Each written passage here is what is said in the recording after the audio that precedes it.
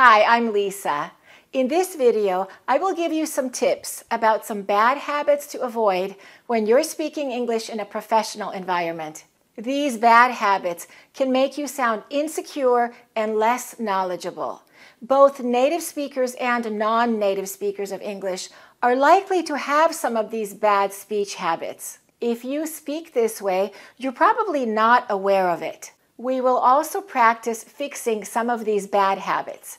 I will show you some sample sentences, and then we will improve them by saying them differently. First, I will give you a few of my tips, and then Lyon, the professional communication coach, will join us. Alex has a YouTube channel where he posts weekly videos on leadership and communication skills for professional development. His channel is called Communication Coach Alex Lyon. He's very qualified to give us advice on this topic. Okay, let's get started with my tips. My first tip is don't be verbose. Do you know what verbose means? Verbose or verbosity means using more words than are needed, using too many words when you speak. A person who talks a lot can be considered verbose. The opposite of being verbose is being concise. It's important to be concise when you're speaking professionally. One way to be more concise is to eliminate words that don't mean anything. In a professional environment, it's important to be able to communicate quickly and efficiently. Here's an example of a verbose sentence, and then we will change it. All things being equal, what I'm trying to say is that in my opinion, all people should, for all intents and purposes, have the right to free speech. That sentence is very wordy. It's verbose. And here is the revised sentence. Everyone should have the right to free speech. That's concise. It gets straight to the point. Avoid using phrases that don't add any meaning to your sentence. So be careful who you imitate. Here are some common examples. Due to the fact that. Let's look at this sentence. Due to the fact that he isn't fluent in English, he didn't understand the contract. What can we say instead of due to the fact that? We can simply use the word because. Because he wasn't fluent in English, he didn't understand the contract. Here's another common one. In the event of, or in the event that. Let's look at this sentence. In the event that he doesn't show up, we'll cancel the meeting. How can we replace in the event that? What can we say instead? You can say it like this. If he doesn't show up, we'll cancel the meeting. So you see, using the word if is more concise and more powerful. We don't need in the event that. Let's look at the next phrase. For the purpose of. We will hold a meeting for the purpose of selecting a new software system. What can we say instead of for the purpose of? We can use the word to. We will hold a meeting to select a new software system. Here's another one. The fact that. I hated the fact that I had to work on Saturday. How can we eliminate the fact that? We can simply say, I hated working on Saturdays. Some other common phrases that are overused but don't hold much meaning include all things being equal, all things considered, in a manner of speaking, in the final analysis. My next tip is avoid using filler words. Here are some examples of filler words. Kind of like, you know, sort of, so. Those words usually don't mean anything. It's okay to use them once in a while, but don't overdo it. A really common one that I hear is kind of like. I was working with a student who was in graduate school here in the United States. She's studying veterinary medicine and she plans to work in the United States after she graduates. And during our lesson, I noticed that her filler word was kind of like. She used it all the time. For example, she would say, I kind of like started a new class. I kind of like told her that. And I told her, imagine if your doctor said to you, you kind of like have an infection, or he kind of like has diabetes. That would make my doctor sound unsure and definitely not very professional. I want my doctor to be certain about what he's saying. And when you say kind of like, you don't sound certain. Teenagers often use a lot of filler words, but you are a professional, so you should avoid using too many of them. Kind of like means in some ways or similar to something. You can use it if that's what you mean. Let's do a quick exercise. I will say some sentences which contain the words kind of like, and I would like you to decide whether kind of like means similar to or if it's just a filler and therefore it should be eliminated. The first sentence is, he looks kind of like Brad Pitt. Does kind of like work here? Yes, this is okay because the meaning is he looks similar to Brad Pitt. Therefore, kind of like has a meaning. Let's look at the next example. This one was spoken by a person describing a first date. She said, I was basically kind of just like, you know what? I'm just going to go. What do you think about that one? Does that work? No. In this case, kind of like has no meaning. It's a filler. Even the word basically is probably not necessary. We can say this instead. I told myself, you know what? I'm just going to go. Or even better, I decided to go.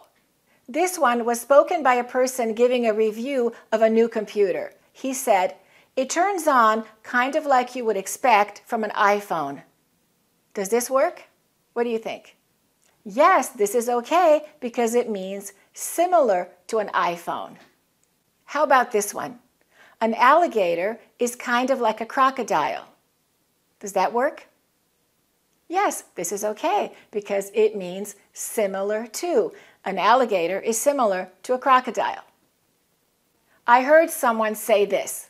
He was kind of like, what are you going to do? Is kind of like okay there? No, absolutely not. How would you change it? We can say it like this. He asked me what I was going to do. Or if we want to keep the quotation marks and keep it a direct quote, we can say, he asked me, what are you going to do? But we definitely don't need he was kind of like. That's slang. That's a very casual way of talking. You will hear native speakers speaking that way, but it doesn't necessarily mean that you should imitate it. Of course, if you're casually hanging out with your friends, it's okay to speak this way, but not in a professional environment. And now you will hear a few more tips from Alex Lyon, the professional communication coach. He has some good ones. Let's watch our conversation. Hi, Alex. Great to see you again, Lisa. I'd love to hear your tips to help our viewers speak more concisely and to sound more professional and confident at work. Well, Lisa, thank you for having me back on the channel. And I have a couple of tips that I think will help. The first is to avoid side particles. Side particles is a term we use to describe those words and phrases that you often hear communicators repeat as a habit, but they don't add any information. Some examples are words like basically, technically, actually, essentially, quite frankly. And here's how this would sound in a sentence. Basically, the report is due on Monday. Actually, the font in the report is Times New Roman. Technically, the restroom is the third door on the right. Most people use side particles purely out of habit, and we might think they sound good or smart on the surface, but they don't add any real value to what we're saying, and they take up a lot of space in our message. And like most expressions, it's certainly acceptable to use words like this once in a while. Many people, however, use them where they don't belong, or use side particles over and over again in the same way. I know a guy who says the word basically in almost every sentence, and it becomes a distraction like any other filler words. That's a really good tip. You know, I had a student call me for lessons. He started by saying, basically, I'm calling because, and then again he said basically, and I noticed he also used basically maybe 10 times in our very short 2 or 3 minute conversation. People have their specific side particles that they really like to use. Yeah, that's right. People tend to have 1 or 2 phrases or words they gravitate toward. Avoid side particles. That's a great tip. Do you have any others? Yes, I have another one that's similar, and that is to avoid disclaimers. Avoid disclaimers. Can you define the word disclaimer for our viewers? Sure, a disclaimer in everyday communication is a statement that directly decreases the value of what the person is saying. So it makes what the person's saying sound less certain and less meaningful. And here are some examples. A speaker might say, "This may sound like a silly idea, but," or "You've probably already thought of this," or "I'm sure my suggestion isn't very good, but." You can hear that these disclaimers automatically signal that our contribution has a low value. So instead of adding disclaimers, just say your point of view without diminishing it or qualifying it. That's a really important tip. I could see where that could communicate a lack of confidence. People say it because they're insecure about their message. So what do we do if we really are nervous that maybe people will disagree with our message? I think that's why people might say, "Oh, it's just my opinion, but." Should we just go ahead and say it as if we are certain? What are your thoughts about that? Yeah, I think it's a great habit to just say what you want to say without that qualification. And it's okay, of course, to use disclaimers or side particles once in a while. That's human. But it's important to avoid this as a habit because it can undermine your credibility in the long run.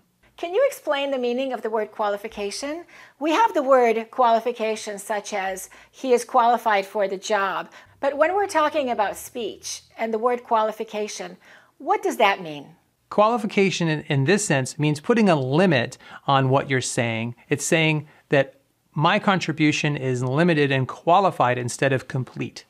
That is so important, especially for my students who are non-native speakers. When they have a meeting in the United States, they often feel insecure about not only how they're saying something, but what they're saying, maybe because of the cultural differences, and they're not quite sure if they should say something, so they use a lot of qualifications. That's a really, really important tip.